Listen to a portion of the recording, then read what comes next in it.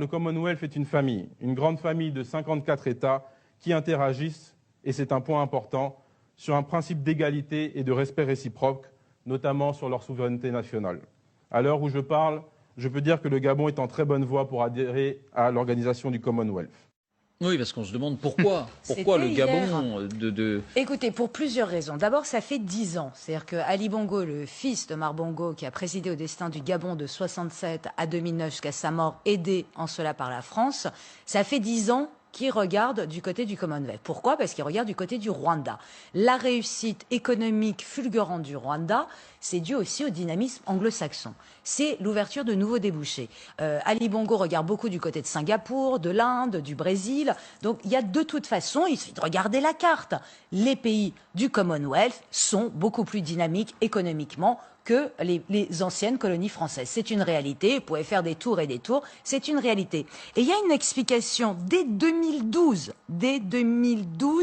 l'ancien porte-parole de la présidence, Alain-Claude Bilibainze, vous allez voir ce qu'il disait, et je trouve que ça résume parfaitement le pourquoi de cet engagement. Le Gabon veut se développer et s'offrir les meilleures opportunités. Quand vous sortez de l'espace francophone, si vous ne savez pas l'anglais, vous êtes quasiment handicapé. Les scientifiques français font des publications en anglais, alors que les Africains sont devenus pratiquement les seuls à intervenir en français. Si les Français eux-mêmes vont vers l'anglais, pourquoi voudriez-vous que le Gabon se l'interdise? Donc c'était peut-être la dernière fois qu'un porte-parole du Gabon parlait en français. Est-ce qu'il a tort? Sincèrement. Tout le monde, le langage des affaires, c'est l'anglais. Lui-même, Ali Bongo, ne s'exprime en public quasi anglais. Je vous rappelle que la semaine dernière, nous avons parlé du Rwanda. Emmanuel Macron s'exprime en français. Paul Kagame parle parfaitement le français. Pas une fois, il lui a répondu en français. Il a choisi l'anglais, point.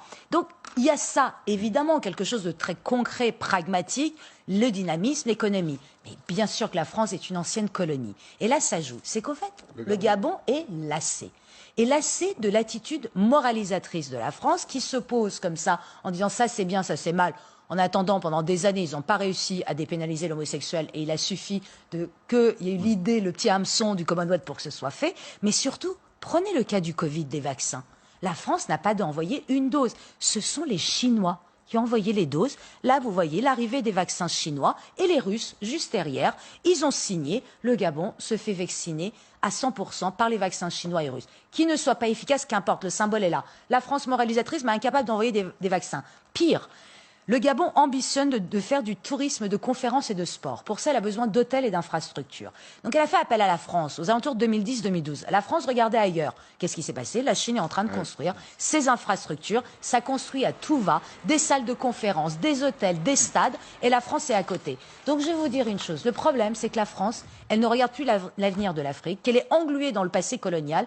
Et ça, c'est dû en partie à tout ce discours racialiste, décolonial, qui fait qu'à chaque fois qu'on parle de l'Afrique, on parle du passé, alors que les anglo-saxons qui ont été aussi colonisateurs, ils regardent vers l'avenir. Voilà la solution. Merci à vous.